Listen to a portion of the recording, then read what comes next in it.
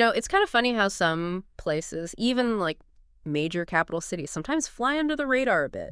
Take Sacramento, California's capital. You might not instantly think, oh, tons of stuff to do there, but turns out if you dig just a little, there's this really rich story. Yeah. And that's what we're going to try and unpack for you today. Right? Forget the usual political headlines for a sec. Maybe you're wondering, what else is going on in Sacramento? We've looked at some really great local insights. It's almost like getting tips from a friend who knows the place inside out. Yeah. So our goal here in this deep dive is really to pull out those essential experiences, give you a shortcut to figuring out what makes this city tick. Exactly. We're not just, reading off a tourist brochure here. We've really focused on what keeps popping up as the must-dos, trying to give you a real feel for Sacramento's character. So by the end, hopefully you'll have a good handle on its past, its culture, the food scene, which sounds surprisingly good, and even how easy it is to get outdoors.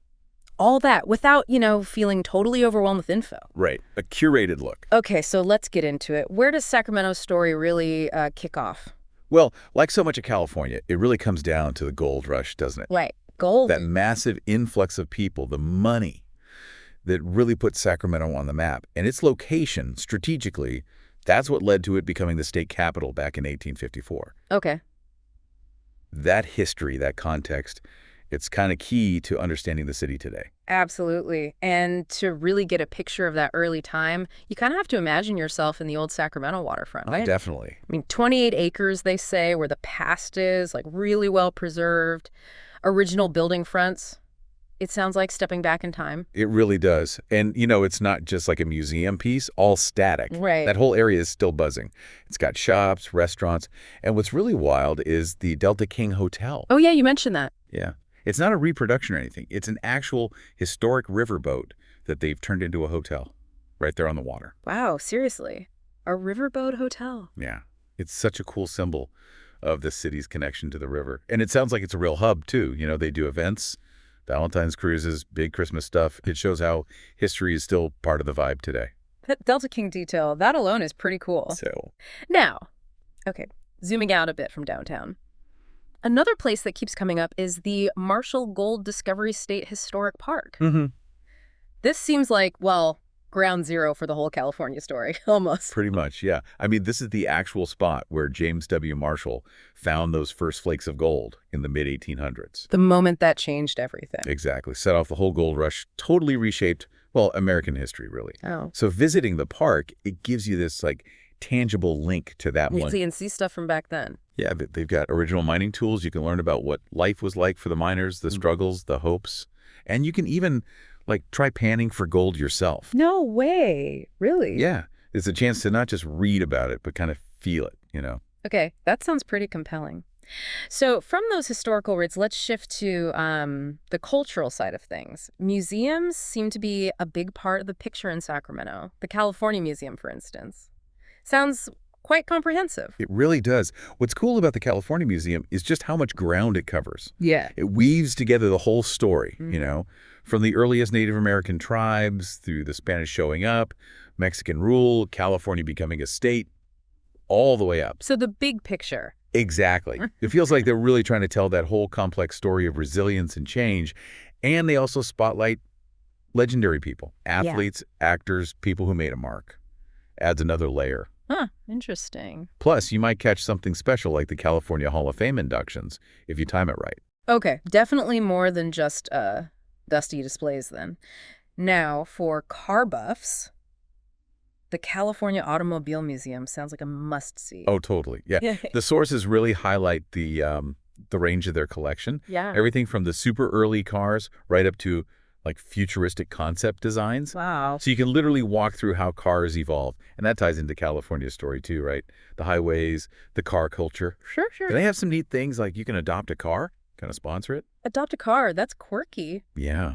And apparently on the third Sunday of the month, you can actually get rides in some of the vintage ones. Get out. That's awesome. Talk about immersive. Right. Makes history way more fun. Okay, so we've got the riverfront history, the state story, cars. What about standout buildings, architecture, The Cathedral of the Blessed Sacrament gets mentioned a lot. Yes, definitely. I know. Sounds like a really major landmark. Yeah. I mean, being called the city's most visited cathedral, dating back to the late 1800s, that says something. And the descriptions mention this blend of styles inspired by cathedrals in Europe and Latin America.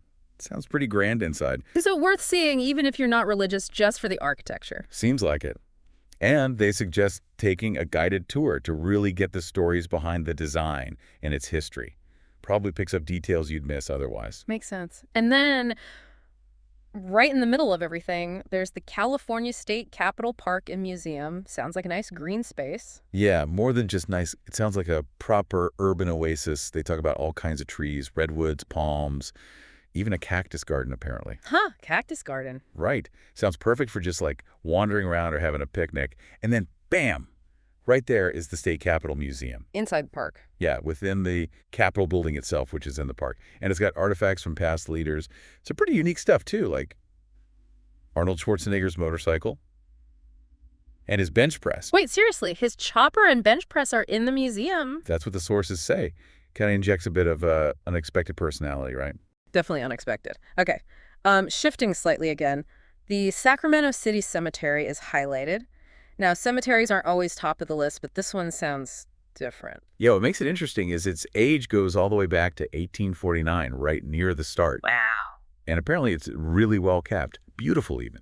You can find graves of some famous or infamous figures like Virgil Earp. Earp from the OK Corral Earp family. That's the one. And they have maps so you can do your own tour, find these, quote, tragic stories, famous gold rush legends, and quirky history.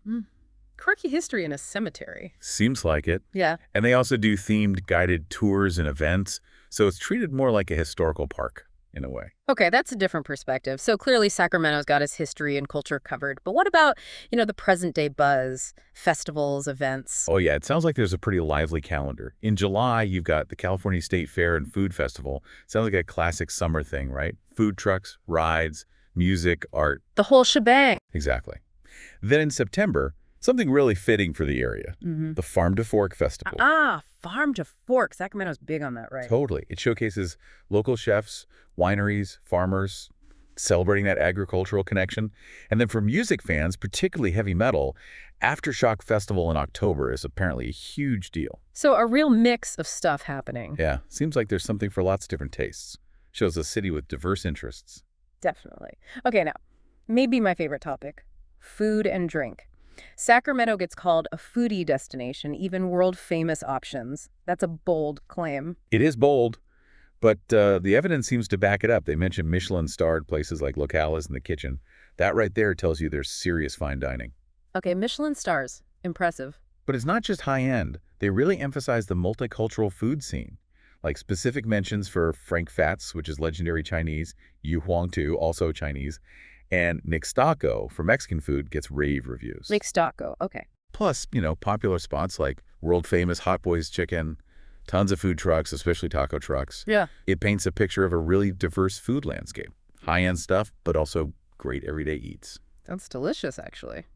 And what about drinks? Wine tasting comes up. Is that easy to do around there? Surprisingly accessible, it seems. You've got wine bars right downtown like Baylor and Cellars for a more kind of urban pasting vibe. Okay. But then just outside the city, you have places like Bogle Family Vineyards Family Run, easy to get to.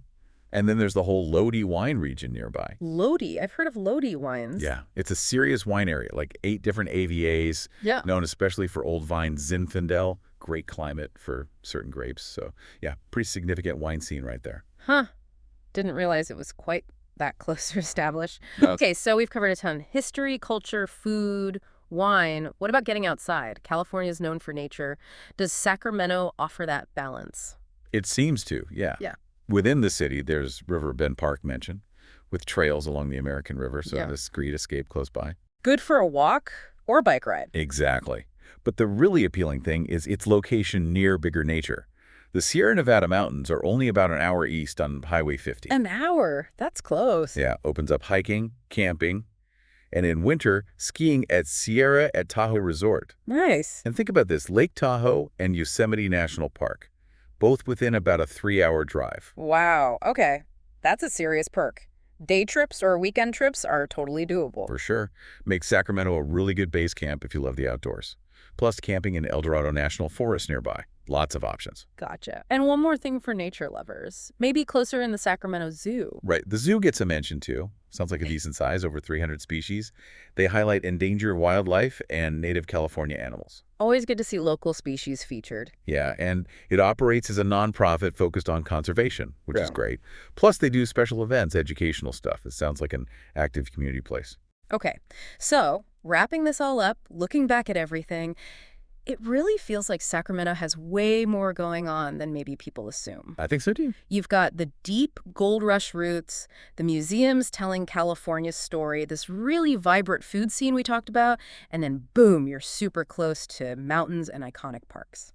It's a pretty compelling mix, isn't it? History, culture, food, nature. Yeah. So for everyone listening, we really hope this deep dive has, maybe sparked some curiosity, given you a good, quick sense of what Sacramento is all about. Hopefully hit some of those aha moments. Exactly. That's the goal, to give you that insider feel without you having to do all the digging. Right. So maybe a final thought to leave people with this blend of history and modern energy. What part of Sacramento grabs you the most? Is it digging into those gold rush stories, tasting your way through that farm to fork scene, or maybe just knowing the Sierras are right there waiting? Yeah. It makes you think, doesn't it? Which facet of this capital city would you want to explore first? Something to mull over.